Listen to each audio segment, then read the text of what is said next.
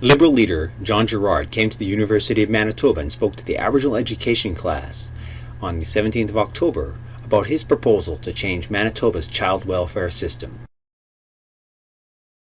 Let me tell you a little bit about the journey that I have been on in terms of coming to something of an understanding on child and family services. And then I'm going to take you through presentations that I made when we released this report, which is a PowerPoint presentation. And then I'm going to, after that, come back to a little bit of the historical context. Now, I grew up in Saskatoon in 1967, which dates me. I was involved with a friend, and we were doing some biological work in northern Saskatchewan with eagles. And we stopped in to meet a couple of teachers who were at Montreal Lake. Now, you probably haven't heard much of Montreal Lake. It's a little south of La Ronge, a little north of Prince Albert. And as we were sitting down and talking with them, they said, the problem here that we have teaching is that we have not a single book that describes things which these kids know about. There's no cows. There's no skyscrapers. There is not a single book. All the books that they have to read were talking about a different world. There was nothing that they could directly relate. Very isolated. We might call it wilderness if you like. Beautiful, beautiful country. But I tell you that just to start, because for me, coming into that exposure, and all of a sudden, a light bulb went on. There's something wrong. We went to La Ronge. I can't remember whether it was that visit or a little bit later on.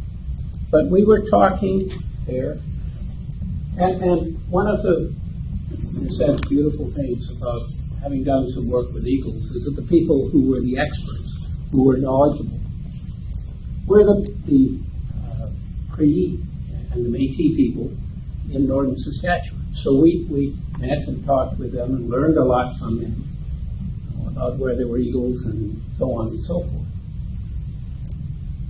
But as we were sitting down and talking about what was happening in La Ronge, one of the people we met with said,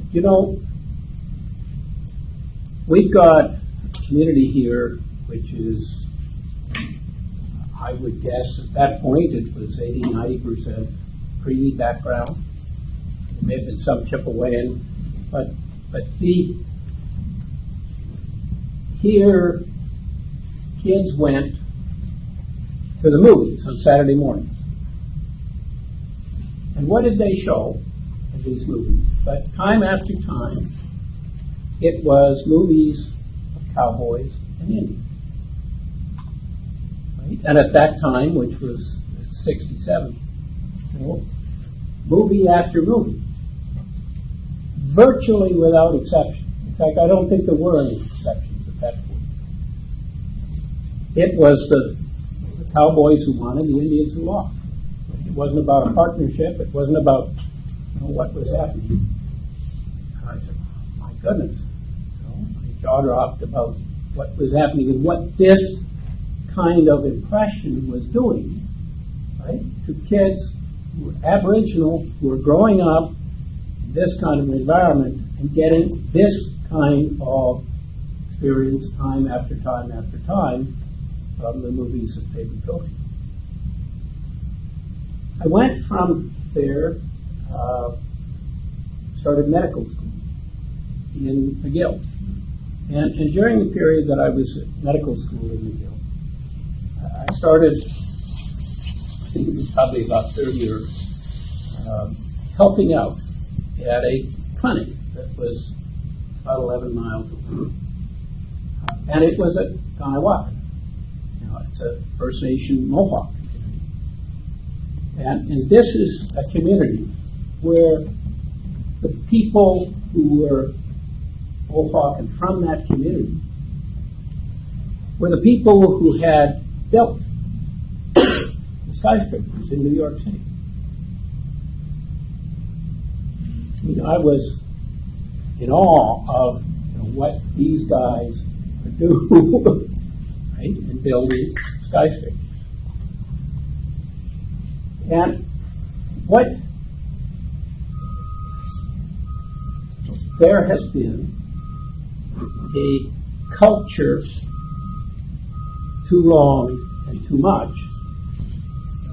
Justice Murray Sinclair, who's been on the Truth and Reconciliation Commission, is being honored at noon today with an award from the Gandhi Society. And he was talking about the problems of the residential schools. And he was making the point that what happened was really a systemic problem. Right? That it wasn't just the kids who were taken out of their homes and who were put in residential schools who had problems in their family. But there was culture in which, like it or not, what happened in many of the schools, maybe most of the schools across Canada, was a learning, right, as in those movies in Orange, right, that people who were Indian, right, were losing what happened. Not true. People who were Aboriginal were partners. When people initially came here, when Europeans initially came here, they wouldn't have survived without the kind of help that Aboriginal people and partnerships that existed here. But things fell apart for all sorts of reasons. Wrong types of relationships got built, the wrong types of education started being delivered.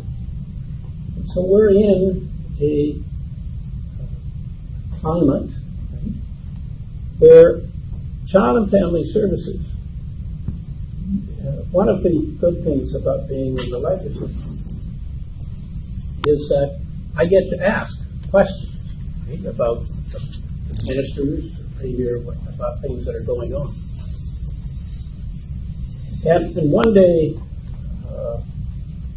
we were discussing Child and Family Services.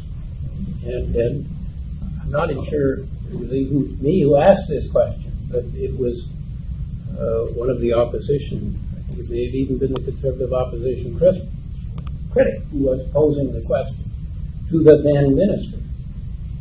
And the minister at the time got into a discussion. Well, what is the, she said, the origin of residential school, the origin of the Child and Family Service system was in residential schools. And what happened in residential schools is that kids were taken out of their homes because it was thought that they would be better off, right, in a residential school. And she said that what happened was that when the Child and Family Services started becoming more prominent, it essentially was replacing them. And kids were being taken out of their homes and put in institutions, foster homes, because it was thought that that would be better for them. Now, this was the minister speaking. Well, I hadn't thought of it that way before. My jaw kind of dropped when I heard her talking about it. But there is some truth to that. And when we get into the Child and Family Services system in our report, mean, we quote earlier reports which talk about this relationship. Now, when we started, when I started as an MLA, I was a member of Parliament for 4 years. I was in the federal cabinet looking after science and technology, research, and economic diversification. I moved to the provincial scene, and I became a Liberal leader and an MLA. And I've been in the legislature since 1999. I should go back to that first, 1988-99, as we were getting ready for that election. We're looking at, what sort of changes do we make in Manitoba? And as a pediatrician, one of the things that had always struck me as wrong was that there was a tremendous amount of fear, particularly among people who were low income, toward child and family services. Fear that their kids would be taken away. That the child and family services system would cause them problems. And it seemed to me fundamentally wrong, right, that the very organization which was supposed to help children and families was in fact being feared so much that they couldn't be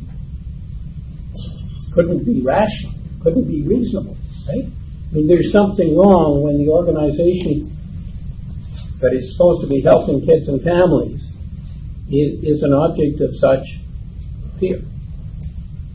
Obviously, the organization is not being seen as being helpful.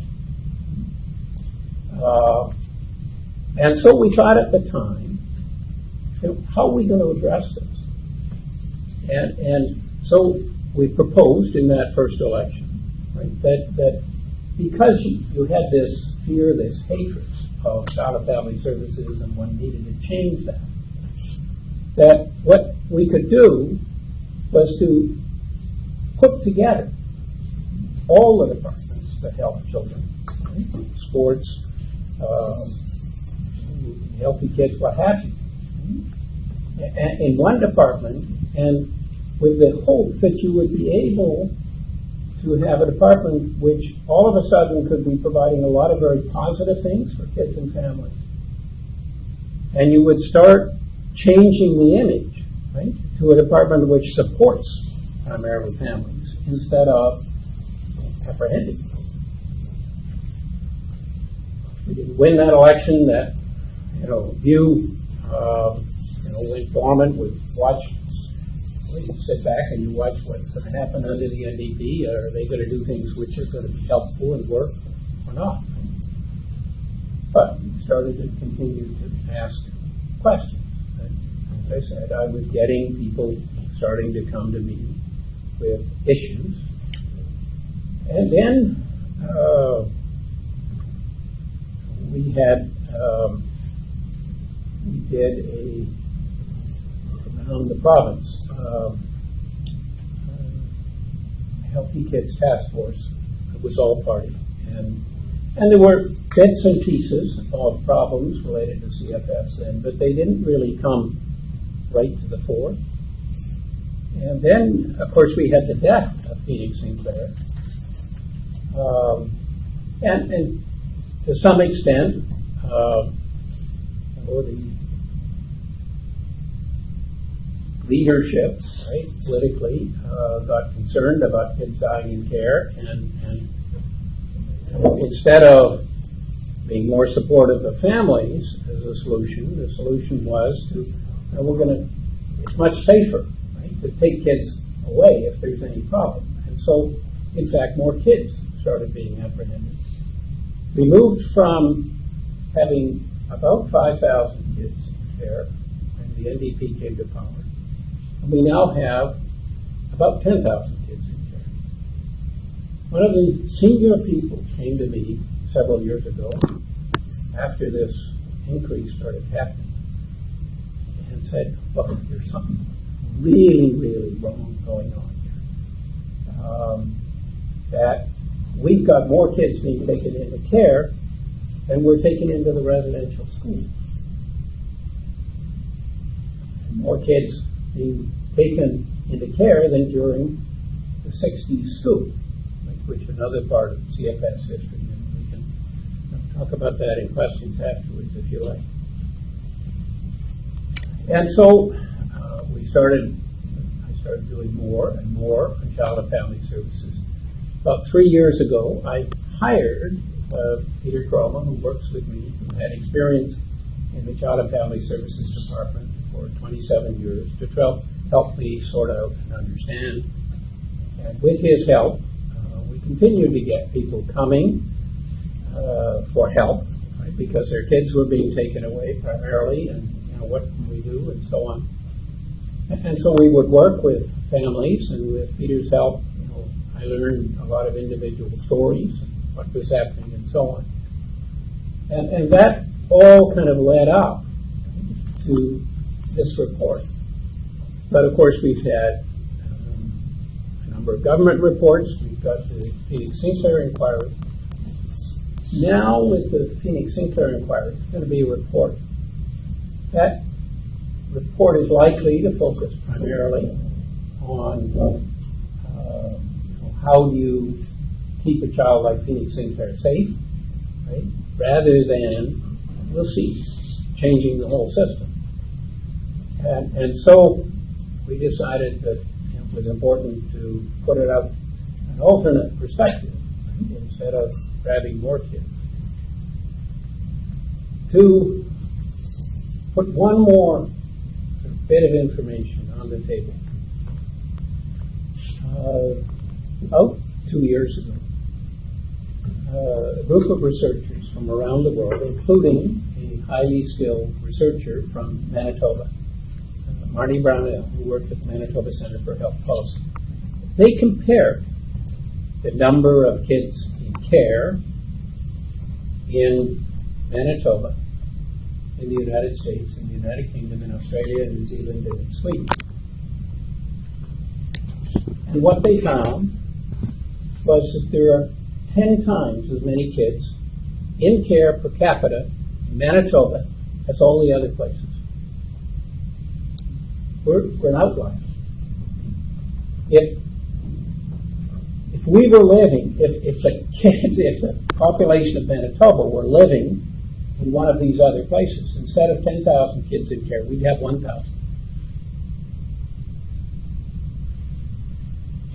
It's hard to understand, right, the size of the difference, right, that we have here and the past, what has been going on, and what can we do about it. And that really was the origin of this report. So I'm going to take you through the slides just as I presented them when we did a press conference, just to give people an idea. Okay, this is our report. By the report, just as I told you, number of kids in care apprehended and taken out of their homes, 10 times higher per capita than in the United States, United Kingdom, Sweden, Australia, and New Zealand. They had very careful analysis and data. Now, it turns out that compared with other provinces, we're also much higher. The proportion is not quite as great. It's probably in the range of about threefold higher than other provinces, and twofold higher than Saskatchewan. But we're an outlier. Canada, we're a bigger outlier in the world.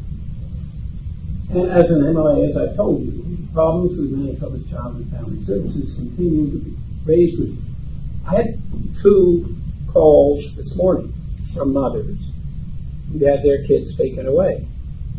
When you look at both of those circumstances, it's neither one, from what the information I've got at the moment, was very justified.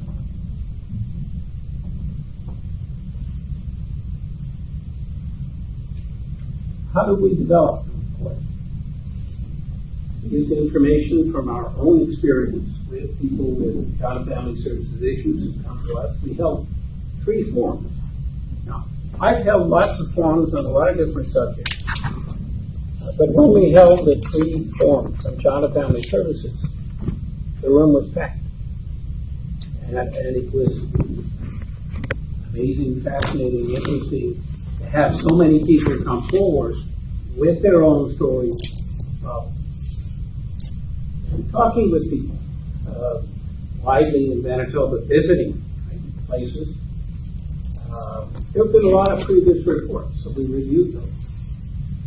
We listened to information coming from the Phoenix Sinclair inquiry, and one of the places that I visited was at Nelson House, where they have a child and family wellness center, which, to go back to what we were talking about in 1999, bringing the different departments together, what they have done is to bring child and family services together with a whole lot of other programs which support kids. And they have put the emphasis on supporting kids.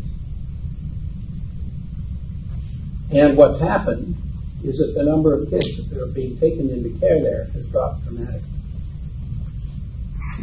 In fact, it's interesting that what they do very often is, instead of taking the kid out or the children out of the home, what they do is that if there's a problem and they get called, they may take the parents out of the home. Maybe they've been drinking, they take the parents out and put somebody else in the home. Overnight, if there are more deeper problems that can't be sorted out, they will take them out for several weeks sometimes. Get the family working together to be sure that the kids will be safe. So it's a very different approach, but it's been very effective and it's worked. Okay, so what we talk about in the report was replacing these apprehensions, which are happening very quickly, with supporting families. Talked about very often what happens is that the child and family services worker will go into a home accompanied by 1 or 2 police and take the kid or take the children. And there may have been a call from somebody. In one of the situations I was dealing with this morning, there were 4 children in the home. One of the children, a teenager, was not appreciating some of the discipline in the home, so she called Child and Family Services because she thought that would be a solution. Child and Family Services came and took all 4 kids without ever checking to find out what was really happening. Replacing fear with hope. Again, this is when you've got parents who are fearful of child and family services. I mean, it creates a really bad dynamic. They're not going to come forward if they want help because they're afraid that their kids will be taken away. And it creates, for all sorts of reasons, a bad dynamic. But if you can have circumstances where Child and Family Services is able to talk with the parents and say, look, how can we support you? How can we help you? How can we make sure these kids are safe in your home? And so that you have a dialogue where they understand, right, the issues, then you're all of a sudden starting to get into a place which is a very different place when you've got adversarial interventions. And one should not underestimate the traumatization to the children who are apprehended and taken out of their homes. If you were in your home, age 6 or age 12 or whatever age, right?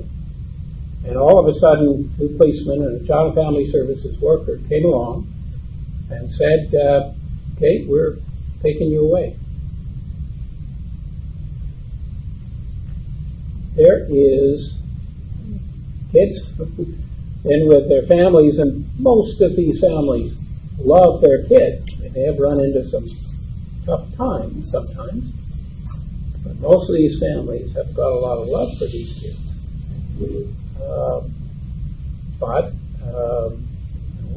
there are things which can be straightened out, but they're never given a chance, and very often kids are taken away without really having an assessment of the situation. Right? If you're going to understand what's happening, and this is partly what happens in other jurisdictions, before you have a child taken away, that you sit down and you find out, is there really abuse there? You interview parents, you interview people who know the family, friends, others, right? And you find out what's going on. A child who was taken away on Friday, one of the families was a very young child who, child and family services worker, had a concern about the development of the child, but the pediatrician was following the child, said, yeah, the child was born a little small, but the development and the growth is fine. There was not a connection there, right, before going in and grabbing the child. And so, there's a lot of potential in understanding what's really going on by talking to people and saying, wow, child and family services work takes more time, right? Interviewing all around to find out what's actually happening so that you know what you're doing and have a dialogue with the parents before you apprehend the child. Okay.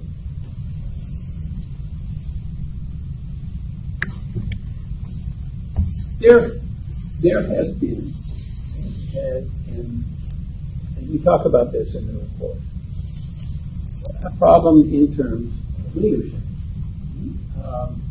Under the current legislation, the Minister of Child and Family Services, okay, shouldn't have touched that. The Minister of Child and Family Services is tasked with working with a leadership council. And that leadership council includes a representative from the MKO, the Northern Child and Family Services, from the Southern Child and Family Services. It's actually the Grand Chief of the MKO, the Grand Chief of the Southern Chiefs Organization, with the President of the Métis Federation and the woman from the Métis Federation. You had a question? Yeah, I don't know much about CFS system, but I was just curious. So as right now, there's no rules or regulations before action is taken? There's no specified, you know what I mean? Just for no everything, rules about get your not license, taking you gotta kids. do certain things before this. It just seems like they have way too much power without. Well, under the Child and Family Services Act, as it's written in Manitoba, yeah, the Child and Family Services worker has a lot of power, and to some extent, that's been justified. We've got to save a child who could be being abused, right?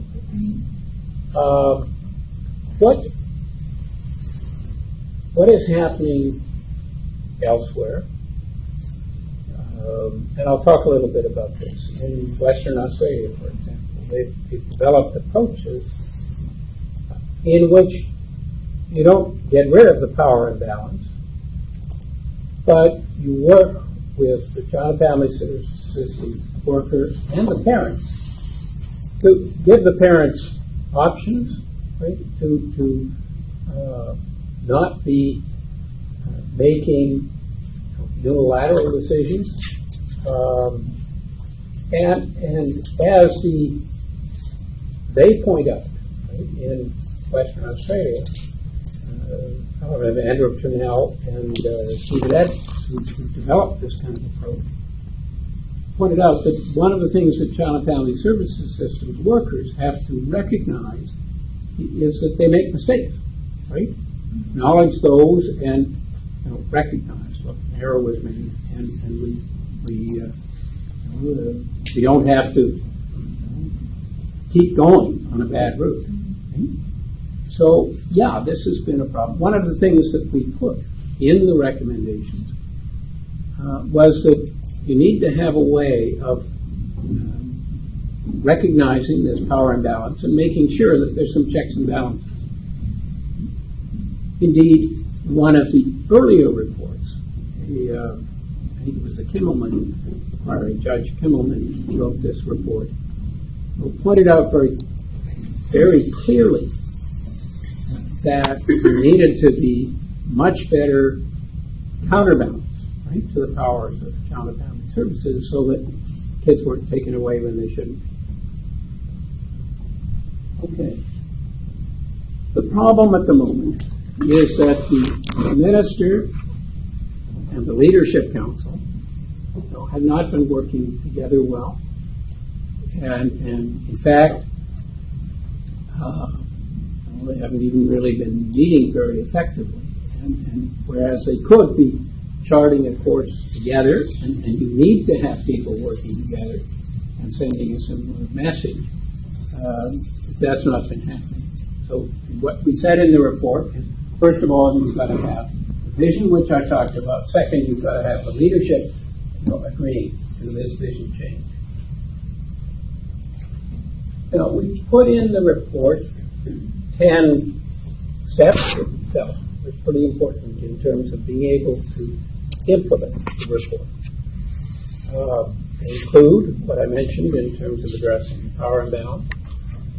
They include a recommendation that was straight from a report that was written in 1987, 25 years ago.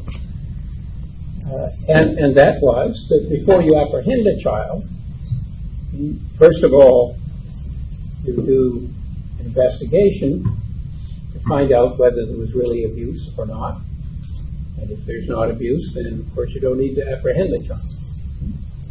If, second, where there is found to be some concern about the child's safety or abuse, you make an assessment.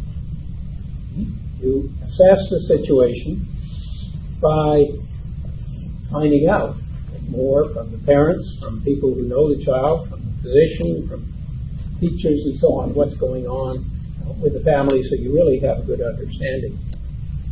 And then after your assessment, you sit down and you make a decision whether that family can be best supported with the children in the home or whether the children actually have to be taken out of the home. And so here, 1987, very clearly identification of 3 steps that should be taken before you take kids out of the home, and yet they're not being followed in many parts, most parts of Manitoba right now, which is one of the reasons why we've got so many kids taken into care. We talk about how you need to change funding model. Part of what has happened historically is that the agencies are funded on the basis of so many dollars for each child in care. In essence, what you've generated is an economic incentive to put kids in care. When up in Nelson House, that family community wellness center, when they started changing things, they weren't taking as many kids into care, all of a sudden the money that they were getting, right, went like that. Well, we're doing a great job, but we're getting much less support. Now, fortunately, they had been able to put together a whole series of programs so that their funding wasn't solely dependent on the Child and Family Services component. But still, it was it was tough, right? Now, there are some changes starting to happen, but this is a problem, and it's not, that change has not been made adequately anywhere near in First Nations communities in particular. Now, I don't know to what extent this really is sort of an economic incentive, but you've got to take that economic incentive right out of there, and you should be putting an economic incentive, if it's there, to support kids and their families rather than the other way around.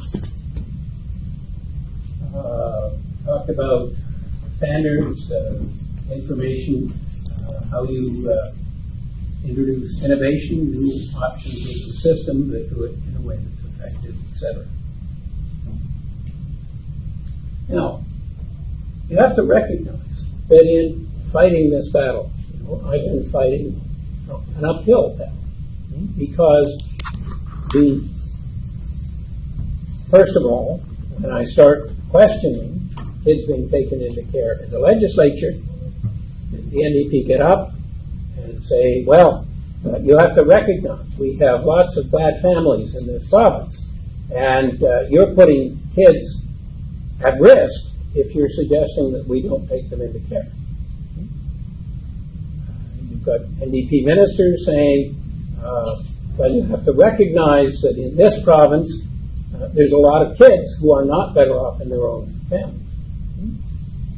You have to recognize that with things like the Phoenix Sinclair inquiry, there has been a tremendous push to put more kids into care because they might be in danger, and the safest thing for a child and family services worker to some extent to do is to take the child away because then the child is safe.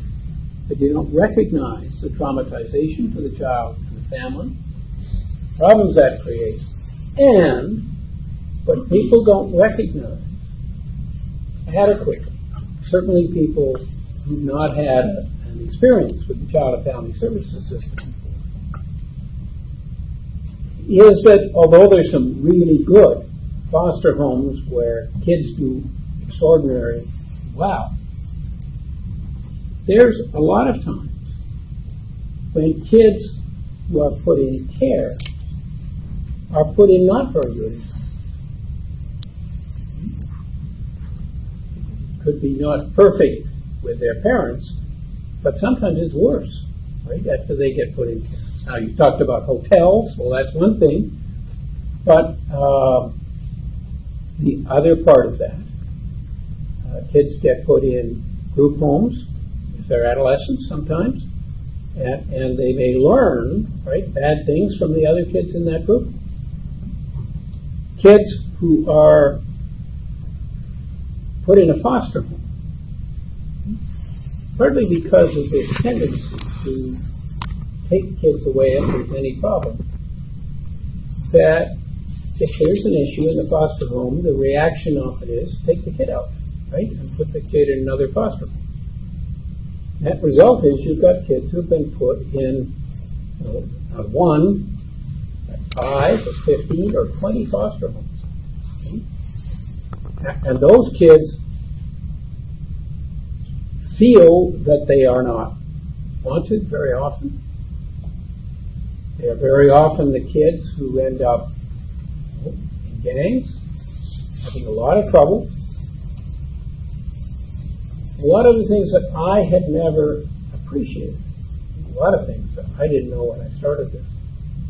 The proportion of children, the proportion of adolescents, right, in the Manitoba Youth Center who have been in child and family services is very high, right? Because these kids have had very challenged lives one way or another, and when you look at our jails,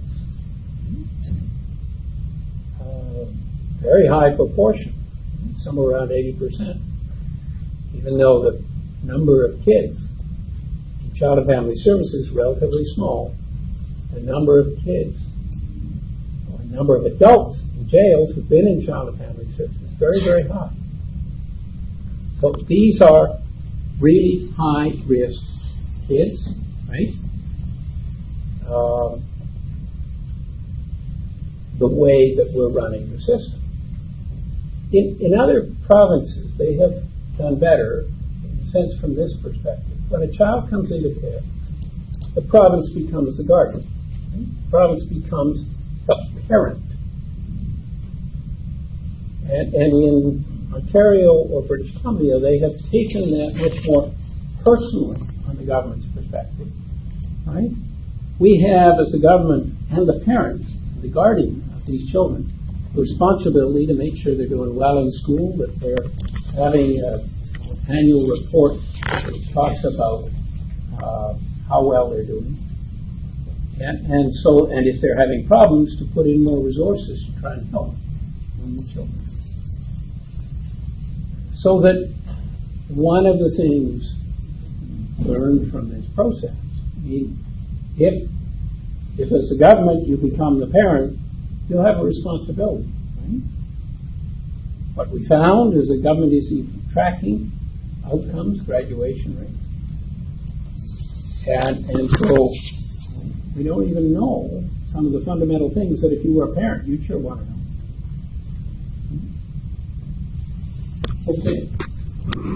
So there's a lot of skeptics out there who feel that there is no other way, right, to run this system than what we're doing, which is apprehending kids fast and quickly, right, so that they will be safe.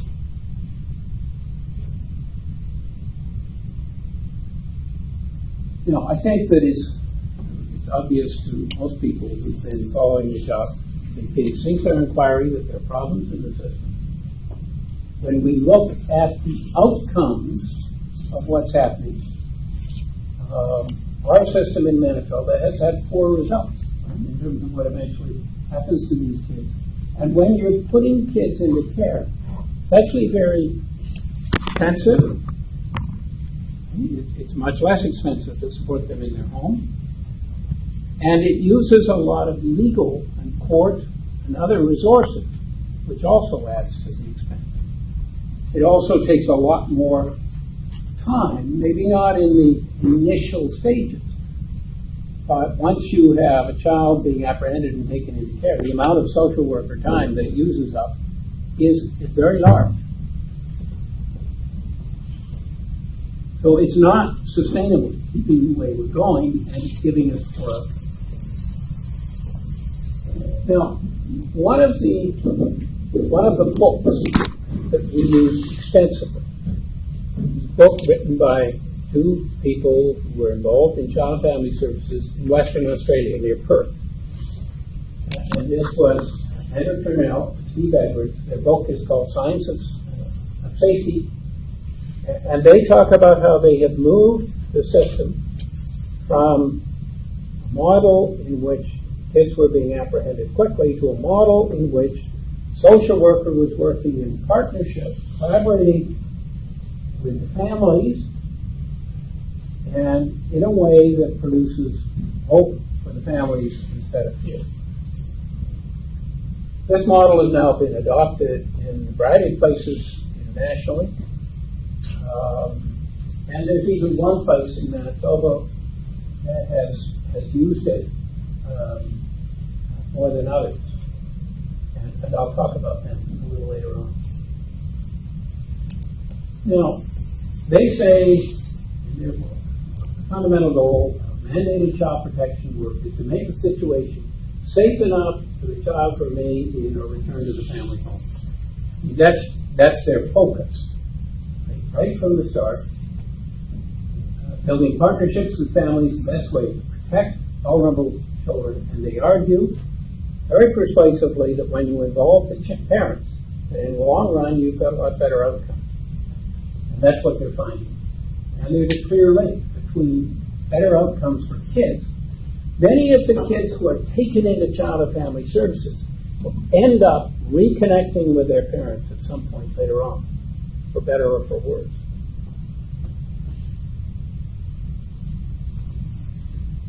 They also say, right, central to this science of safety approach, as they call it, listening carefully to family and parents involved, building a relationship with the parents, increasing the safety for the children.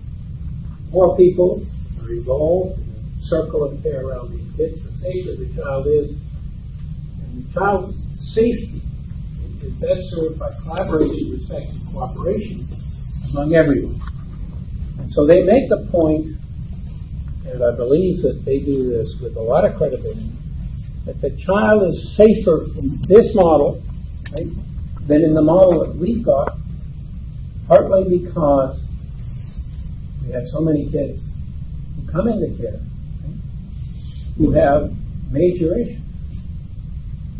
And think about just one aspect of what's happening in Manitoba. When you've got children being taken out of a foster family quickly, right, when there's a problem, what the message is to the child is, right, if things aren't working, right, if there's an issue, instead of facing up and addressing that issue, run away from it. And you'd be surprised at the number of kids, one form or another, who become, they don't run away, right, because they're running away from problems because that's what they've learned. Right? Instead of, if you've got an issue with a foster parent, work it out. Child and Family Services workers should be going in there and saying, we've got an issue, how do we sort this out? Instead, somebody raises an issue, and all of a sudden, Child and Family Services comes in and looks at the child and sends a message. The way to deal with the problem is to run away from it. And that is a sad reflection on what the message which people may have meant well are actually delivering. Now, they point out that there's a tendency in the child protection field to exaggerate the number of cases where cooperation is impossible. They quote an English study which found that although some parents and children had such severe problems that it wasn't possible to involve them at all, these were very few in number. Now, put that in the context of where we've got 10,000 kids in care, and in these other jurisdictions, similar population to ours, you'd have 1,000. Okay? This is what we're trying to point out, the message that we're trying to get across. In the model where you apprehend quickly first, once a child's been removed from his or her family, the tasks facing the child protection worker escalate. The tasks can easily become all-consuming. The problem with the system as we're running at the moment is that you've got a never-ending increasing burden on Child and Family Services workers. Right? And so they're all stressed out. They've got huge caseloads. They're not able to pay their attention that they need to the ones that they've got. Been a big increase in budget for Child and Family Services. There's been an increase in the number of social workers, but in fact, if you look at it, much of that increase in the number of social workers is actually maintaining about the same ratio of social workers to kids in care as it was.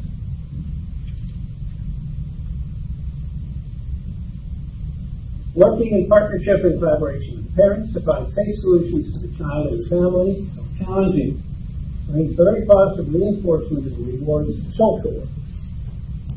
Now, if you can, as a social worker, do some very positive things for the child and the family, keep the child and the family, that's actually very, very rewarding. Although it may be difficult sometimes. But sometimes it's not so difficult.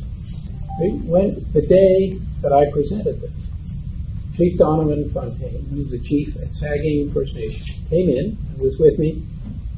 And he said, I face this problem all the time. Just recently, we found that there have been kids taken away from their parents because there wasn't enough beds in the home. And when he was told this, he found the resources to get the beds that were needed in the home, and the kids were put back in. You can solve it that way. It's often a lot cheaper, a lot simpler, a lot better.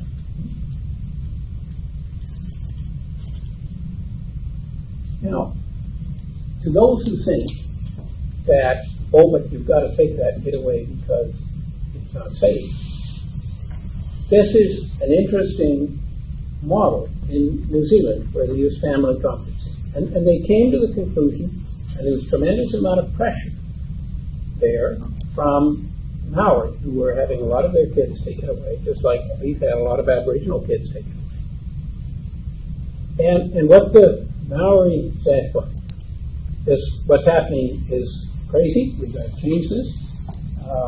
And so they said, well, before you apprehend and put a child into care, you've got to have a family conference. And it works like this. The social worker checks out the situation, does the assessment, the investigation, and then goes to the family and says, we need a family conference. Right? And so the family, we're concerned about the safety of the kids. Family brings together, parents bring together other family members. They can have whoever they want. Sometimes it's friends, it could be legal people, what have you, right? And they get together, and the social worker says, look, here's the situation. We are concerned about the safety of your kids. Right? And here's why. It lays it out. And when the social worker is finished describing and raising the concerns and putting them down in a clear way so that everybody understands, the family is left alone as a group, and they're given a chance to come up with a solution. Right? How do you help the family?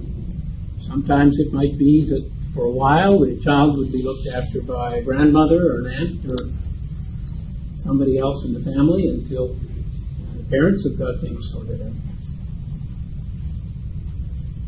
85% of the time, social worker, the agency who's responsible, have found that solution proposed by the family is acceptable because it's a way to keep the child safe and it's reasonable. 85% of the time, you don't have to take kid into care, and the other 15%, then they have to work it out. But that's a remarkable kind of approach and statement. Right? The family, once you bring them into the picture. Now, this family conferencing is actually now used in, I think, 25 states in the United States. It started in New Zealand in about 1989. It's used in a variety of other places. So it's an alternative to what's being used in Western Australia, but it does a similar sort of thing. All right. This is just describing the family conferencing model, which I've already done. Okay, that was where I kind of left it when I presented it at the press conference. I'm just going to back up a little bit, talk a little bit about the history of child and family services. Talk about the connection to residential schools. We had the residential school in the 1960s. Right? After the residential school phase was done, although there were still some residential schools around at that point, but there was what was called the 60s scoop. And essentially what was happening is that a lot of kids from Aboriginal, First Nation, Métis homes were taken out of their homes, and they were, by and large, adopted out of province, to a large extent, often to the United States or elsewhere. There was a large number of kids involved. I had no appreciation of what had happened until I sat down in a kitchen in Camperville and was told the story of how, at one point in the 1960s, that this family bus came up. It was going around the community, and the parents, for some reason, weren't right there at that particular time. And so they loaded up all the kids and put them in the bus and took them away.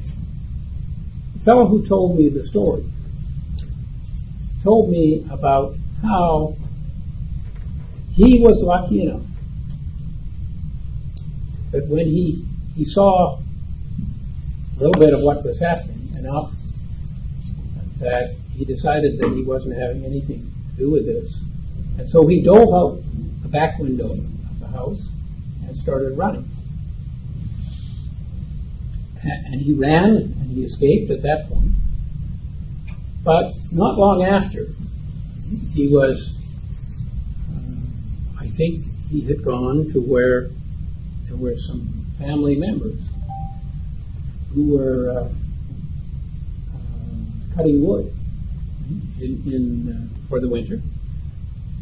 And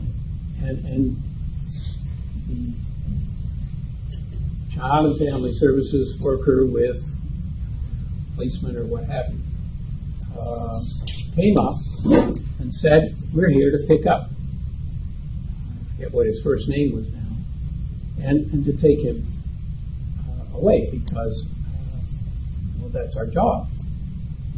And unfortunately, he had, I think it was an uncle who was there, who stood up to the Child and Family Services worker.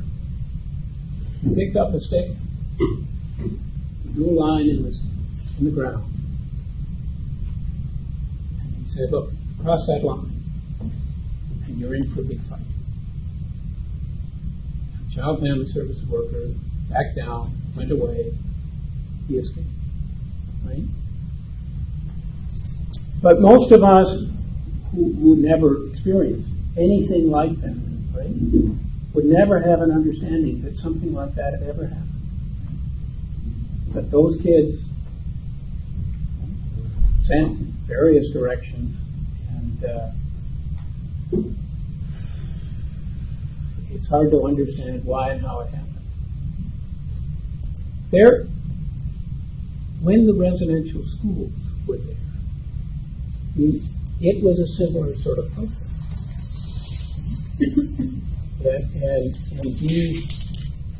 the kids learned that when there was somebody coming, they had to escape into the bush or somewhere else. I talked several years ago to a woman who, when she was growing up, whenever there was anybody coming down the driveway, they had a little tiny space in the middle of the one-room home, I suspect, and she could call in and they would put the floorboards back, and then she would stay there until they had gone. And so her remembrance of this whole period was living in fear every time that somebody came because of what could happen. She was not apprehended and taken to residential schools, but that's the kind of circumstance that people were living.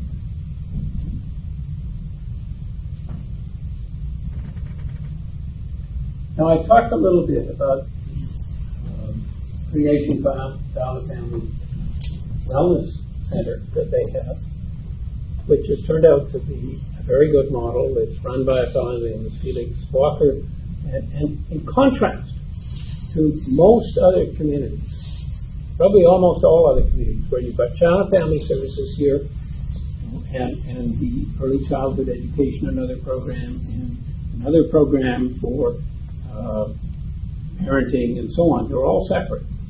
So what he's managed to do is to bring all these programs together. And so he's got programs which can help and provide really good support to the children and families and help to keep the families whole. And they will do things like, as I said, take the parents out of the home. Instead of requiring that the families, the parents, do this particular course or that particular course in anger management or addictions or whatever, they take a more traditional view, and they have the parents spending a little bit of time out in the bush, doing working together on their issues, but sitting around a campfire and doing things as well as learning, so that they change the environment, and they get them talking about what the problems are and finding, coming to solutions and how to deal with these and how to resolve them. So it's been very successful. Now, it turns out that as well as this history of residential schools, there is a bit of another history which we should also learn something from. And that's in the Child and Family Services of Western Manitoba. It's a not-for-profit organization which is not only involved in Child and Family Services, but like at Nelson House, they brought together a wide variety of programs so that they can much more effectively provide support to the families and kids. And so they're much more careful, right, about taking kids into care, and much more aggressive about supporting kids and families, and do this in a way that is safe. They have, compared to the rest of the province, 1/5 approximately of the number of kids in care. So, and they have developed since 1899, so over 114 years. They have fundraised, they have built this larger model of supporting children and families, which brings together a lot of support activities as well as the Child and Family Services. And in doing so, they're able to be seen as an organization which is primarily one which supports and doesn't do nearly as quick an apprehension, and only apprehends when they really have to, so that people in the community see them as making a very positive contribution to children and families, and not just an organization which is focusing primarily on apprehending more kids.